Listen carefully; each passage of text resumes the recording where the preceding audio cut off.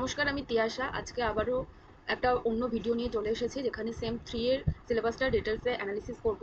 এখানে তোমরা দেখতে পাচ্ছ সেম 3 সিলেবাসটা খোলা রয়েছে। এটা প্রথমেই রয়েছে DSCC 3, reporting and editing practices for print media, যার ইউনিট 1 এর মধ্যে রয়েছে নিউজ পেপার অর্গানাইজেশনের যে পজিশনসগুলো রয়েছে, মানে কারা কারা সেখানে কাজ করছে তাদের পদগুলো এখানে রয়েছে, এবং তাদের ডিউটিস, রেসপন্সিবিলিটিস এবং তাদের কি কি গুণাগুণ দরকার হয় সেখানে কাজ করার জন্য, সেইগুলোই এখানে রয়েছে। তার মধ্যে প্রথমেই রয়েছে করেসপন্ডেন্স। এখানে করেসপন্ডেন্স টার্মটা নতুন আমরা পাবো, যেহেতু আগে আমরা ফার্স্ট আর সেকেন্ড সেমে দুটো সেমেই আমরা রিপোর্টার টার্মটা পেয়েছি, কিন্তু এখানে আমরা করেসপন্ডেন্স হিসেবে পড়বো। তার কারণ করেসপন্ডেন্স মানে হচ্ছে যারা অনেক সিনিয়র রিপোর্টার্স হয়, যাদের অভিজ্ঞতা, যাদের সোর্স অনেক কিছু বেশি হয়। তো সেই পার্সপেক্টিভে আমরা টার্মটা শুধু করেসপন্ডেন্ট করবো। এর মধ্যে আমাদেরকে স্পেশাল করেসপন্ডেন্ট, ডিস্ট্রিক্ট করেসপন্ডেন্ট আর ফরেন করেসপন্ডেন্টদের পড়তে হবে। এছাড়া রয়েছে কলমিস্ট, photo journalist, news coordinator, executive editor, assistant editor. এরা হচ্ছে কি যে এডিটরকে সাহায্য করে তার বিভিন্ন কাজে, এই দুটো পদ।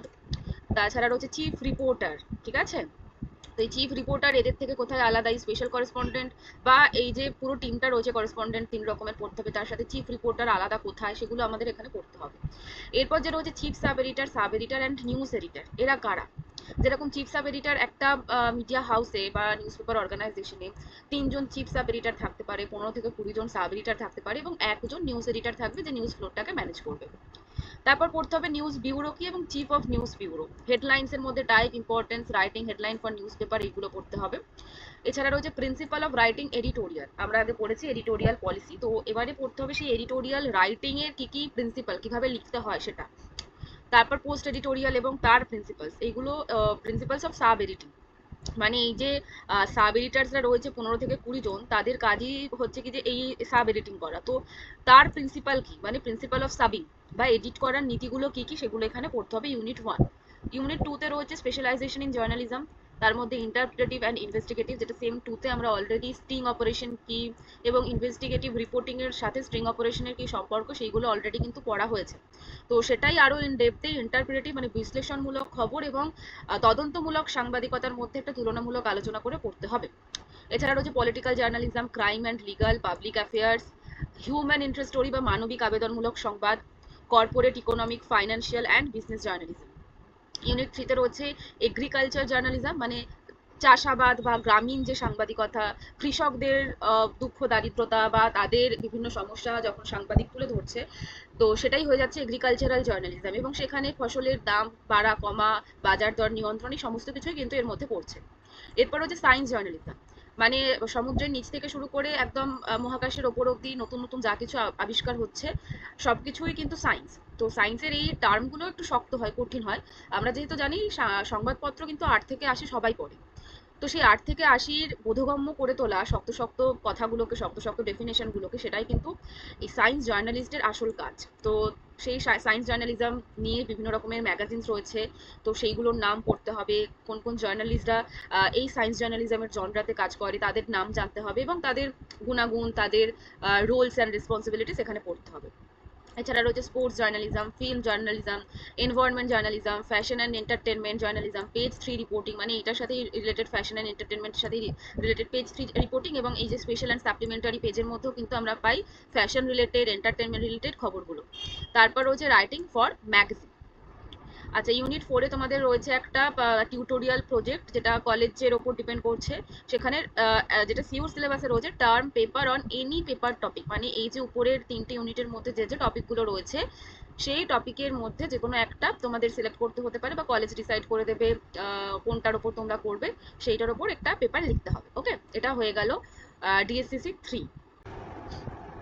এরপর চলে আসছি ডিএসসিসি 4-এ, যেখানে রয়েছে কমিউনিকেশন, মিডিয়া অ্যান্ড সোসাইটি। এটা হচ্ছে কি যে যারা অনার্স পড়ছো তাদেরকে এই পেপারটা পড়তে হবে। তার মানে তোমাদের দুটো ডিএসসিসি পেপার এবং নিচে আর একটা আছে এসিসি পেপার, যেখানে প্র্যাকটিক্যাল রয়েছে, সেই তিনটে পেপার কিন্তু সেমিস্টার 3-তে পড়তে হবে। এখানে প্রথমেই রয়েছে models of communication, general linear model মানে রৈখিক মডেল, তার মধ্যে শ্যানন ওয়েভার্সের mathematical model of communication, Schramm অসগুডের ইন্টারঅ্যাক্টিভ মডেল, এটা সার্কুলার মডেল, নিউকম্বের systematic model, ABX model, Wesley McLean's mass communication model বা গেট কিপিং মডেল, ডেভিড ওয়ার্লোস লিনিয়ার মডেল, যেটাকে এসএমসিআর মডেলও বলা হয়, রোমান জ্যাকবসনের model of communication, concept of semiology, যেটা আমরা সেমিওটিক্সের একটু ধারণা আমরা একদম প্রথমে পড়েছিলাম, যেখানে প্রসেস স্কুল এবং সেমিওটিক স্কুল দু রকমের স্কুল অফ থটের কথা পড়েছিলাম, যারা কমিউনিকেশন কি বা কমিউনিকেশন প্রসেস কি তার ডেফিনেশন দিচ্ছে। তো সেখান থেকে যে সেমিওটিক্স পড়েছিলাম, তো স্টাডি অফ সেমিওটিক্সকে সেমিওলজি বলে। তার মধ্যে আমাদের sign, code, text and signification পড়তে হবে। তারপর বেশ কিছু থিওরি রয়েছে, যেমন normative theories of press, 4 model of কমিউনিকেশনের মধ্যে আছে transmission model, ritual model, publicity model, reception model. তারপর হচ্ছে ম্যাকওয়েলসের 4 থিওরিজ অফ মাস কমিউনিকেশন এখানে। তারপর হচ্ছে ইউনিট 2, এখানে রয়েছে faces of media society relations, মানে পুরোটাই মিডিয়া সোসাইটি মাস সোসাইটি নিয়ে। তার মধ্যে রয়েছে functionalism, critical political economy, Marshall ম্যাকলুহানের technological determinism, information society, dominant media paradigm and hypodermic series of model, 1 step flow theory, development paradigm of model, 2 step flow theory. এগুলো বেশিরভাগই যেগুলো রয়েছে সেগুলো মানে এই যে diffusion of innovation and media dependency theory, এগুলো সবই ডেভেলপমেন্ট কমিউনিকেশনের মধ্যে পড়ে যাচ্ছে।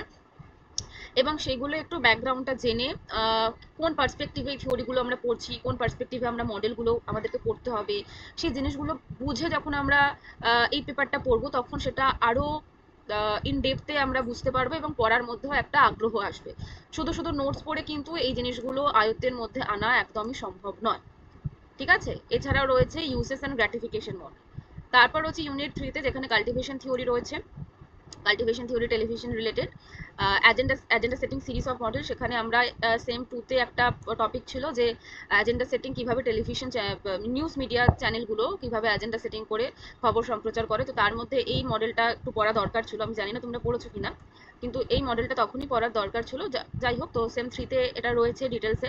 তার মধ্যে priming, framing, gatekeeping, agenda setting রয়েছে, স্পাইরাল অফ সাইলেন্স রয়েছে, information imbalance, MacBride commission. MacBride commission কি, এটা খুবই ইম্পর্টেন্ট একটা টপিক যেখানে আমাদের নিকো পড়তে হবে। Globalization of media and propaganda model, যেখানে understanding media conglomeration, corporate communication model, তার মধ্যে যে 2টো মডেল রয়েছে।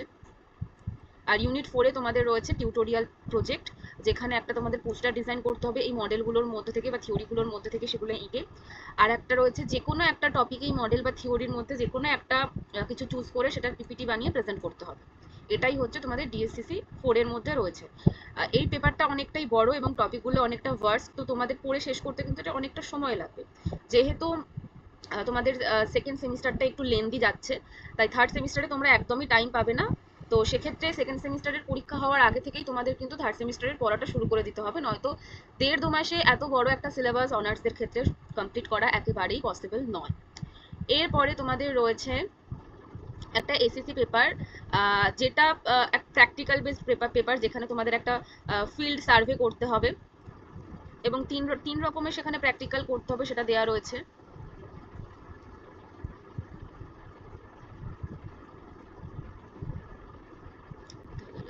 এই যে এটা হচ্ছে তোমাদের এসিসি পেপার। এখানে তোমাদের দেখতে পাচ্ছ একটা প্র্যাকটিক্যাল বেসড পেপার, এবং এখানে